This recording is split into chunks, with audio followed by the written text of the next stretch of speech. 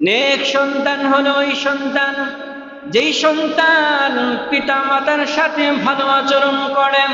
নেক সন্তান হলো ওই সন্তান যেই সন্তান কোনো একটা কাজ করার আগে 10 বার চিন্তা ভাবনা করে, যেই কাজটা করলে সমাজের মধ্যে আমার পিতা মাতা মুখ দেখাইতে পারবে কিনা, কথা বলে ঠিক কিনা। নেক সন্তান হলো ওই সন্তান যেই সন্তানের পিতা মাতা দুনিয়া ছেড়ে কবরে যাওয়ার পর যেই সন্তান পিতা মাতার কবর জিয়ারত করে, কবরের পাশে দাঁড়ায় আল্লাহ রাব্বুল আলামিন আল্লাহ রাব্বুল আলামিনের দরবারে দুহাত উত্তোলন করে ডাক দিয়া বলে, রব্বির হামহুমা কামা রব্বায়ানি সগীরা। নেক সন্তান হলো ওই সন্তান যেই সন্তানের পিতা মাতা দুনিয়া ছেড়ে কবরে যাওয়ার পর যে সন্তান পিতা মাতার নামে দান সাদকা করে, ওই সন্তান হলো নেক সন্তান, কথা বলেন ঠিক কিনা। এই জন্য মুসলমান ইমানদার যাদের ছেলে হয় না, মেয়ে হয় না, কোনো কিছুই হয় না, অনেকেরই দেখা যায় ছেলে আছে 3টা, একটা মেয়ের দরকার। আল্লাহ রাব্বুল আলামিনকে ডাক দিয়া কয়, আল্লাহ গো একটা মেয়ে দান করেন। আবার অনেকের দেখা যায় 3টা কন্যা সন্তান, একটা ছেলে হইলে ভালো হয়। আমরা আল্লাহ তাআলাকে ডাক দিয়া বলি, আল্লাহ আল্লাহ গো একটা ছেলে সন্তান দান করেন, কথা বলেন ঠিক কিনা। কিন্তু জাতির পিতা পয়গম্বর ইব্রাহিম পয়গম্বর দুনিয়ার সন্তানদেরকে বোঝায় দিলেন, আল্লাহ তাআলার কাছে ছেলেও চাইবা না, মেয়েও চাইবা না, চাইবা নেক সন্তান। কি সন্তান? নেক সন্তান। আল্লাহ রাব্বুল আলামিন জাতির পিতা পয়গম্বর ইব্রাহিমকে, জাতির পিতা পয়গম্বর ইব্রাহিমের ঘরে ৮৬ বছর বয়সে একটা সন্তান দান করলেন, নাম রাখলেন ইসমাইল। সন্তান পায়া কত খুশি, সন্তানকে কত মহব্বত করে, কত ভালোবাসে। আল্লাহ রাব্বুল আলামিন সঙ্গে সঙ্গে পয়গম্বর ইব্রাহিমকে ডাক দিয়া বললেন, হে ইব্রাহিম, তোমার স্ত্রী সন্তানকে মরুভূমির মধ্যে রেখে আসো। কোথায়? মরুভূমির মধ্যে রেখে আসো। জাতির পিতা পয়গম্বর ইব্রাহিম আল্লাহ রাব্বুল আলামিনকে দ্বিতীয়বার কোনো প্রশ্ন করেন নাই। আমরা হলে তো অবশ্যই বলতাম, আল্লাহ কোথায় রাখবো, কেন রাখবো, খাবে কি, থাকবে কোথায়? হ্যাঁ, আমরা হলে তো এটাই প্রশ্ন করতাম। জাতির পিতা পয়গম্বর ইব্রাহিম নবী সঙ্গে সঙ্গে স্ত্রী সন্তান বিবি হাজেরাকে উটের পিঠে লইয়া সন্তান ইসমাইলকে নিয়ে মরুভূমির দিকে রওনা দিয়েছে। যাইতেছে আল্লাহ রাব্বুল আলামিনের পক্ষ থেকে ফরমান এসেছে, হে পয়গম্বর ইব্রাহিম, এইখানে তোমার স্ত্রী সন্তানকে রেখে চলে যাও। আল্লাহু আকবার। জাতির পিতা পয়গম্বর ইব্রাহিম নবী স্ত্রী সন্তান দুধের বাচ্চা ইসমাইলকে রেখে চলে যাইতেছেন। বিবি হাজেরা ডাক দেয়া কয়, পানের স্বামী, এই মরুভূমির ময়দানে জনমানবহীন প্রান্তরে কোথাও কোনো পানি নাই, কোথাও কোনো খাবার নাই, কোথাও কোনো বিছানা নাই, আশেপাশে কোনো রকমের মানুষ নাই, এই জনমানবহীন প্রান্তরে আমাদেরকে রেখে যাচ্ছে।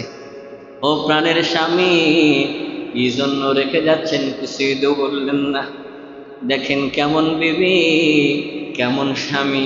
ইব্রাহিম পয়গম্বর আর পিছনের দিকে তাকাইলেন না। ইব্রাহিম পয়গম্বর আর পিছনের দিকে তাকাইলেন না। মনে মনে চিন্তা করে, আমি যদি আমার বিবিকে পিছনের দিকে তাকায় উত্তরটা দিই, আমার কচি সন্তান ইসমাইলের প্রতি আমার মায়া লেগে যেতে পারে, আমার বিবি হাজেরার প্রতি আমার মহব্বতটা বৃদ্ধি হইতে পারে। জাতির পিতা পয়গম্বর ইব্রাহিম পিছনের দিকে না তাকাইয়া বিবি হাজেরাকে ডাক দিয়া বললেন, আল্লাহর হুকুমে তোমাদেরকে রেখে যাচ্ছি, আল্লাহর হুকুমেই তোমাদেরকে রেখে যাচ্ছি। দেখেন কেমন বিবি। এবার বিবি হাজেরা ডাক দিয়া কয়, পারের স্বামী, স্বামী গো, আল্লাহর আদেশে যদি আমাদেরকে রেখে যান তাহলে আমি আপনাকে প্রশ্ন করব না। আমাদের খাবারের কোনো প্রয়োজন নাই, আমাদের বিছানার কোনো প্রয়োজন নাই, আমাদের কোনো কিছুর দরকার নাই, আমাদের জন্য আল্লাহ যথেষ্ট। মরুভূমির ময়দানে, মরুভূমির ময়দানে জনমানবহীন প্রান্তরে দুধের বাচ্চা ইসমাঈল বিবি হাজেরাকে রেখে রওনা দিয়েছে। দেখেন কি এমন কষ্ট, মরুভূমির ময়দান, ছোট্ট সন্তান ইসমাইল দুধের জন্য ছটফট ছটফট করে। এদিকে কয়েকদিন হলো হাজেরাও না খাওয়া। মায়েদের অবস্থা এমন, মায়েদের অবস্থা এমন যে সন্তানকে 10 মাস 10 দিন পেটের মধ্যে ধারণ করেছি, ওই সন্তানের ক্ষুধা নিবারণের জন্য যত রকমের কষ্ট আছে সব রকমের কষ্ট সহ্য করবে। কথা বলেন ঠিক কিনা? দুনিয়ার মানুষ, আপনার ভাই আপনাকে ছেড়ে চলে যাবে, আপনার বোন আপনাকে ছেড়ে চলে যাবে, এমনকি আপনার বাবা আপনাকে ছেড়ে চলে যাবে। কিন্তু জনম দুঃখিনী মা, এই জনম দুঃখিনী মা কখনো আপনাকে ছেড়ে চলে যাবে না। কথা বলেন ঠিক কিনা? দুনিয়ার সবাই আপনাকে মহব্বত করে, দুনিয়ার সবাই আপনাকে মহব্বত করবে, ভালোবাসবে স্বার্থের কারণে। দুনিয়ার সবাই যদি আপনাকে স্বার্থের টানে মহব্বত করে, কিন্তু একজন আছেন তিনি হলেন মা। এই মা কিন্তু আপনাকে বিনা স্বার্থে মহব্বত করে। স্বার্থ ছাড়া বন্ধু বান্ধব কাছে আসে না, বিনা স্বার্থে দুনিয়ায় কেউ ভালোবাসে না। স্বার্থ ছাড়া ভালোবাসেন শুধুই তোমার মা। কথা বলেন ঠিক? মা কথাটি ছোট্টটি, মা কথাটি ছোট্টটি, কিন্তু যেন ভাই মায়ের মতো আপন বলো এই ত্রিভুবনে নাই। আল্লাহু আকবার। বিবি স্ত্রীর সন্তান হাজেরা, এই স্ত্রীর সন্তানকে মরুভূমির মধ্যে রেখে জাতির পিতা পয়গম্বর ইব্রাহিম চলে আসছেন। এদিকে শিশু ইসমাইল দুধের জন্য ছটফট করতেছে, দুধ নাই। কয়েকদিন হলো বিবি হাজেরা একেবারে না খাওয়া। খাবার যদি না খায় স্তনে দুধ আসবে কেমনে? স্তনের দুধটা শুকিয়ে গেছে। বিবি হাজেরার স্তনের দুধ নাই, কিন্তু শিশু ইসমাইল খাবারের জন্য ছটফট করে। এদিকে মা হাজেরা কি করবে?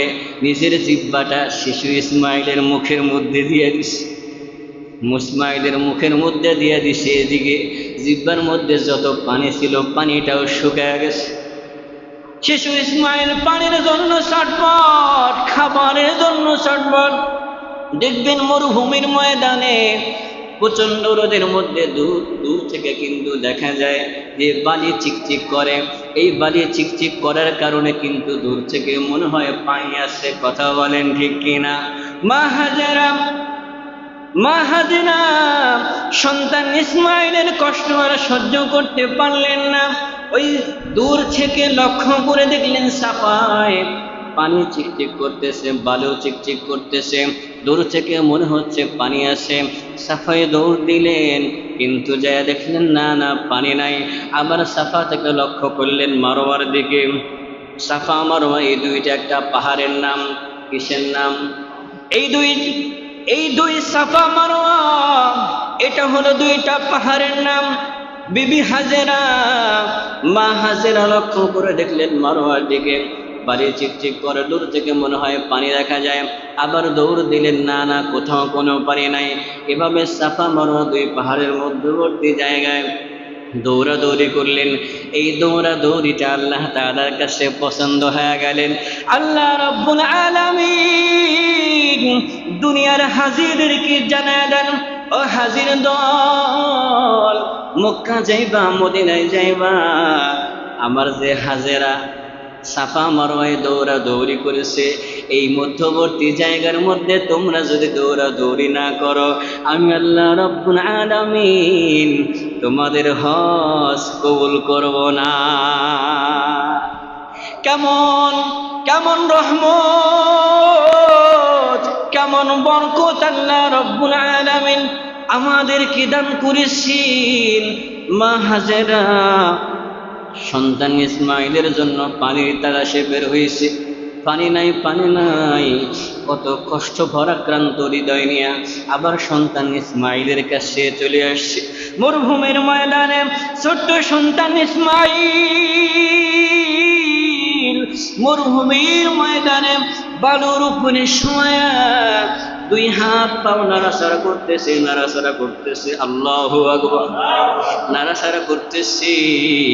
এদিকে আল্লাহ রব্বুল আলামিন সন্তান ইসমাইল, শিশু ইসমাইলের পায়ের একটা খোসা এই মরুভূমির মধ্যে লাগায়া দিছে, আল্লাহু আকবার। মরুভূমির ময়দানে পায়ের একটা খোসা লাগার কারণে আল্লাহ রব্বুল আলামিন সঙ্গে সঙ্গে ওই খোসাকৃত জায়গা থেকে পানির ঝর্ণা বাইর কইরা দিছি। ওইটা হলো আবে জমজম, ওইটা হলো জমজমের পানি। এমন বরকত, এমন বরকত, দুনিয়ার সমস্ত পানি আপনি যদি দাঁড়ায় থাকা খান তাহলে আপনার গুনাহ হবে। কি হবে?